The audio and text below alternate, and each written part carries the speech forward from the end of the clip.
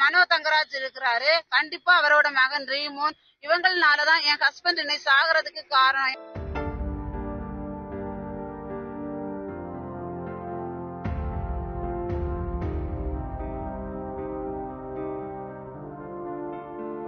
மன்னிப்பு கடிதத்தோடு பேச்சுவார்த்தைக்கு சென்ற கணவர் மனசாட்சி இல்லாமல் அயன் பாக்ஸால் அடித்துக் கொன்ற அத்தனை பேரையும் காப்பாற்ற நினைப்பது எந்த வகையில் நியாயம் என்கிறார் இந்த பெண்மணி.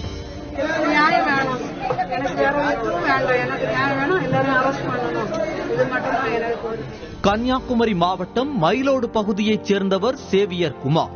குமரி அரசு போக்குவரத்து கழக பணிமனையில் மெக்கானிக்காக பணியாற்றிய இவர் நாம் தமிழர் கட்சி தக்கலை ஒன்றிய தலைவராகவும் இருந்து வந்தார். இவரது மனைவி ஜெமினி புனித மிக்கேல் ஆலய நிர்வாகத்தின் கீழ் இயங்கும் மதர் தெரசா பள்ளியில் கடந்த